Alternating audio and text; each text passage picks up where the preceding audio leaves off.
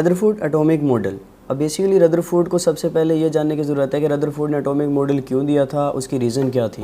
हमारे पास इलेक्ट्रॉन आ गया था, प्रोटॉन आ गया था, न्यूट्रॉन आ गया था। अब हमें नहीं आइडिया था कि इलेक्ट्रॉन, प्रोटॉन एंड न्यूट्रॉन किस तरह से एग्जिस्ट करते होते हैं एक एटम में।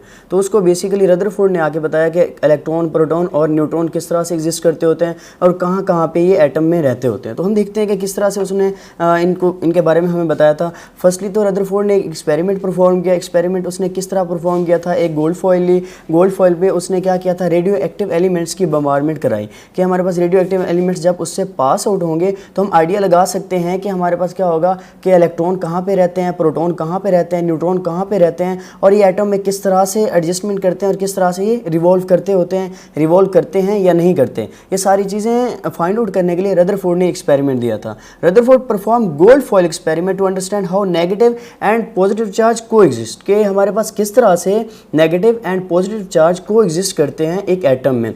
He bombarded alpha particle on 0.4 centimetre thick gold foil. उसने क्या किया था, अल्फा पार्टिकल लिए थे। अल्फा पार्टिकल कौन से थे, जो रेडियो एक्टिव एलिमेंट होते हैं लाइक रेडियम एंड पोलोनियम। उसने ये दो अल्फा पार्टिकल लिए। आगे उसने क्या किया था, जिंक कोटेड प्लेट रखी थी। अब जिंक कोटेड प्लेट रखने की रीज़न ये थी कि जैसे ही रेज यहाँ से पास आउट होंगी हम इस चीज़ को देख सकते हैं कि ईजिली ऑब्जर्व कर सकते हैं कि कौन सी रेज किस तरह से बिहेव कर रही है। नेक्स्ट आ जाता है आपके पास कि उसकी स्ट्रक्चर आ जाती है कि उसने गोल्ड फॉइल ली। गोल्ड फॉइल लेने के बाद उसने वो रेज पास आउट कराई। कुछ तो हमारे पास गोल्ड फॉइल थी जो पास आउट हो गई। उसकी ऑब्जर्वेशन में देख सकते हैं कि almost all the particle pass through the foil undeflected, कि हमारे पास बहुत सारे पार्टिकल जो थे अनडिफ्लेक्टेड पास आउट हो गए थे। मीन्स के कंप्लीटली उन्होंने स्ट्रेट लाइन में वो पास आउट हो गए। Out of 20,000 particle only a few were deflected, very few bounce back on hitting the gold foil.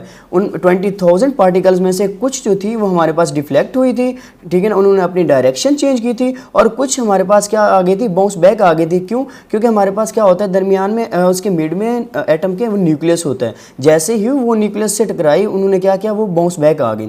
Next results की बात करते हैं। रिजल्ट्स में क्या था कि most of the particle pass through the foil undeflected, कि बहुत सारे पार्टिकल जो थे वो फॉइल से पास आउट हो गए और वो अनडिफ्लेक्टेडली पास आउट हो गए। मीन्स के स्ट्रेटली वो पास आउट हो गए। Most of the volume occupied by an atom is empty. तो इसका मतलब ये हुआ कि जो बहुत ज़्यादा एटम का वॉल्यूम होता है वो क्या होता है, वो एम्प्टी होता है। क्यों? क्योंकि रेज उसमें पास आउट होगी। जैसे ही रेज उसमें पास आउट होगी तो इससे उन्होंने आइडिया लगा लिया कि हमारे पास एटम क्या होता है, बहुत ज़्यादा एम्प्टी होता है। दैट्स वाई ये रेज इजीली पास आउट हो गई।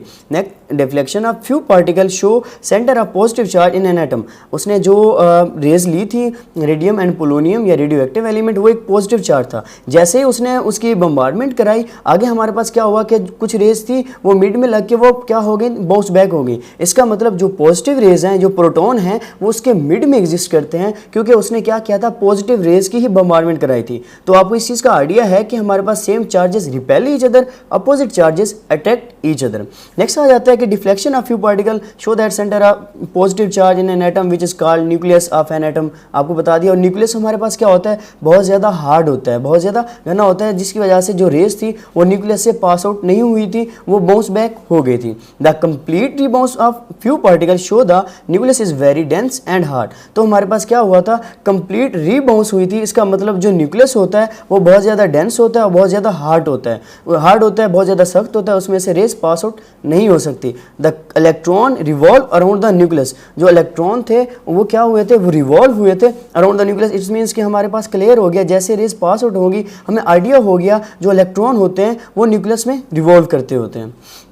नेक्स्ट हमारे पास रिजल्ट आ गया। उसके बाद क्या था कि डिफेक्ट्स कुछ आ गए थे, जिसकी वजह से बोहर ने अपनी थ्योरी दी थी रदरफोर्ड को लेके। इन डिफेक्ट्स की वजह से बोहर ने प्रूव किया था कि किस एनर्जी के तहत जो इलेक्ट्रॉन होते हैं वो रिवॉल्व कर सकते हैं। अब defects in Rutherford model according to classical theory of radiation. अब क्लासिकल थ्योरी ऑफ रेडिएशन क्या होती है, electron being charge particle should release और एमिट एनर्जी। इलेक्ट्रॉन एक चार्ज पार्टिकल है, वो क्या करता है, एनर्जी को रिलीज भी करता होता है और एनर्जी को एमिट भी करता होता है। जाहिर सी बात है, कोई बॉडी जब मूव करती है तो एनर्जी को रिलीज करती है और एनर्जी को वो एमिट करती है। Ultimately fall into the nucleus. जब उसकी एनर्जी सारी यूटिलाइज हो जाएगी तो क्या हो जाएगा, वो न्यूक्लियस में गिर जाएगा।